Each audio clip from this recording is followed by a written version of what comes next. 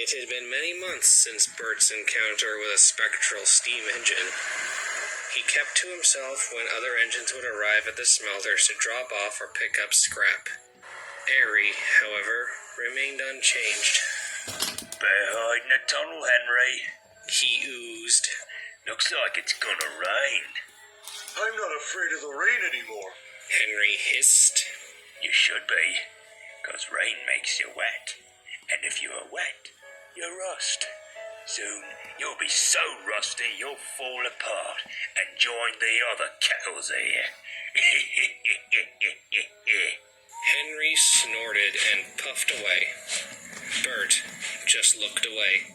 And what's gotten into you? Arry asked as he came up. Where's the bird who's always had me back and letting those useless steamers know what happens to them? He's still here. Bert grumbled. But maybe it's just not worth it. I mean, I've not seen any new diesels on this line, have you? Hardly an excuse. Those kettles are all going away, making way for us. And they seem to forget that, thinking they'll go on forever. When Fat comes around, it'll be goodbye to them. Arry chuckled before oiling away to do some shunting. The next day, the foreman spoke to them. There's a load of scrap iron on the mainland to be delivered here. But Shatoba Matt says all his engines are busy, so I'll need one of you to collect it. Arry oozed forward. I'll go pick it up, sir. Then the job is yours. If you leave now, you'll make it back in time before closing. Watch and learn, Bert. Arry said. I'll find some modern diesels like us who want to come here and drive those useless kettles to the sidings. As Arry rolled away, Bert sniffed. He had wanted to mention something his driver had read in the newspaper, but he was annoyed with his twin. Maybe this would shut him up.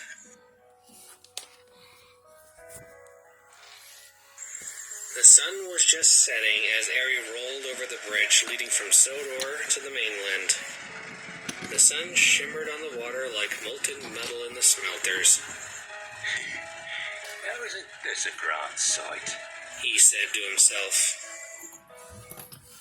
Very soon, the sunset was gone, and the sky was dark by the time Arry rolled into the yard.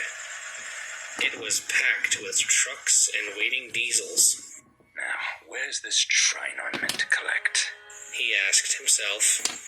Slowly, from the mist, a diesel pulling a goods train rolled into the yard and stopped. Hello, my good engine. Arry called out. I'm looking for a train. Any chance you know where that is? The other diesel growled and looked down at Arry. Do I look like a bloomin' directory? Push off back to your cold, damp siding. It growled before purring away. Arry was confused.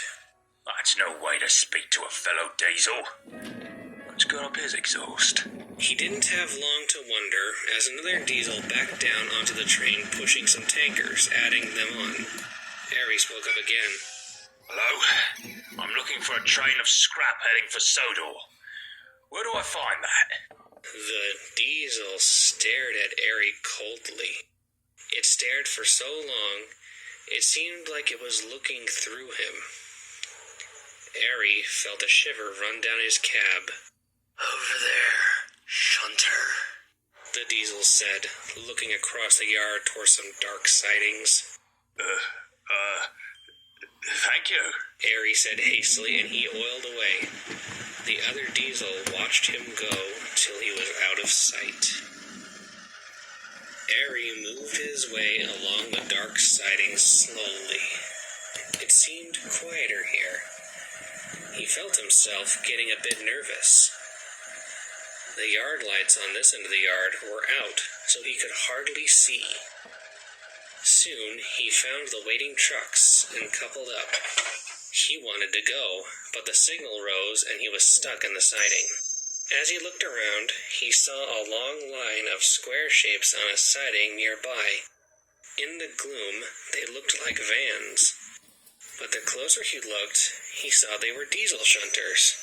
And not just diesel shunters, but other diesels as well. They hadn't spoken a word as he had come over. "Is it time?" a voice asked. Arry looked up, wondering whose voice had spoken. It wasn't his driver. It had come from his left, from one of the diesels. "No," said another voice. This one was closer. "This is another train."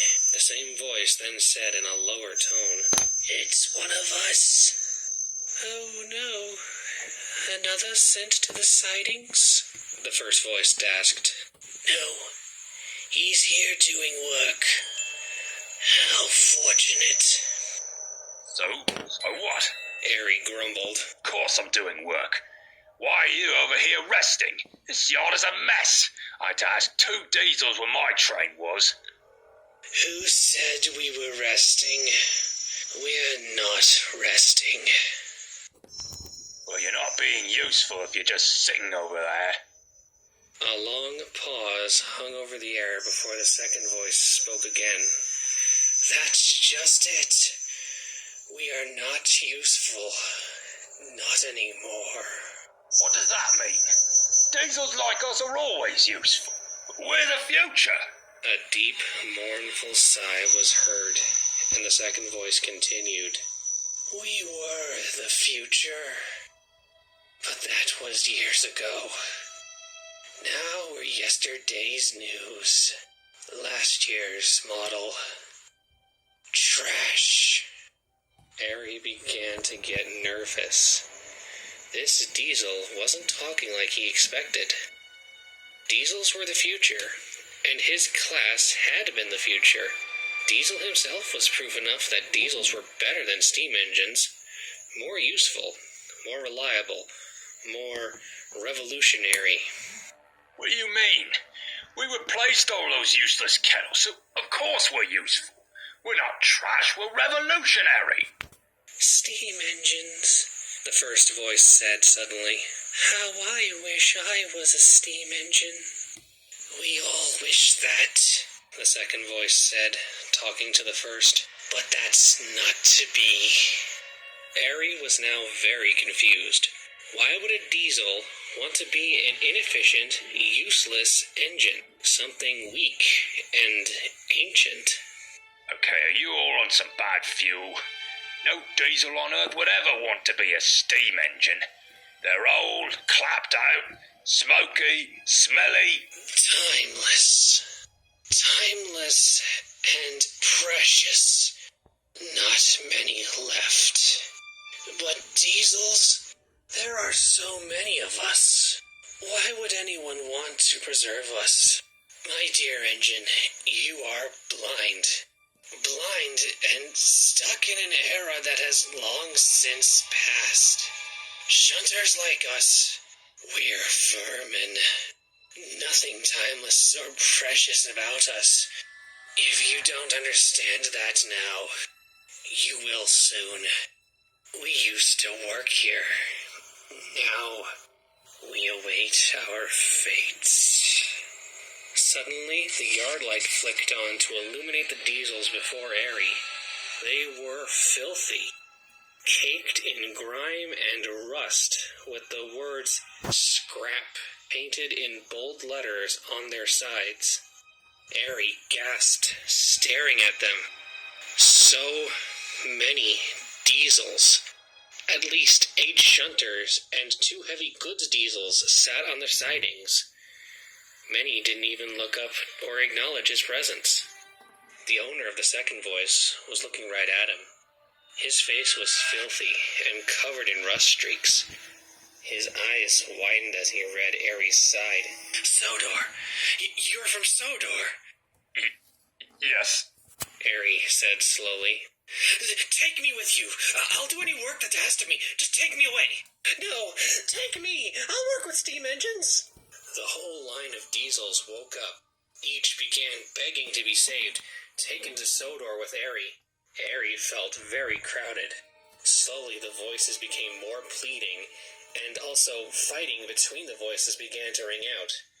Engines began putting down others, rather horrid names spewing from their mouths. Arry felt helpless, seeing so many engines, diesel engines, at their throats, sniping each other, all for the possibility of survival. Suddenly, the signal dropped, and Arry charged out of the siding, dragging the scrap train behind him as quick as he could.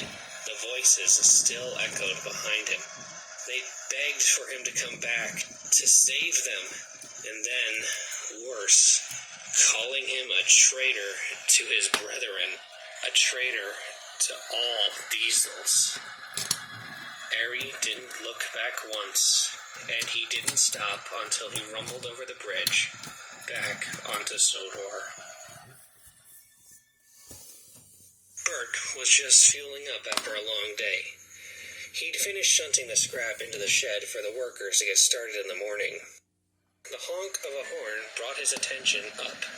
He looked up to see Arry hiss through the mist into the yard and stop at the fuel pump. Hello, Harry.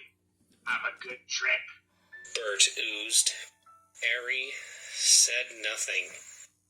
He quietly shunted the train of scrap into a siding and then scuttled toward their sheds. Bert followed a moment later.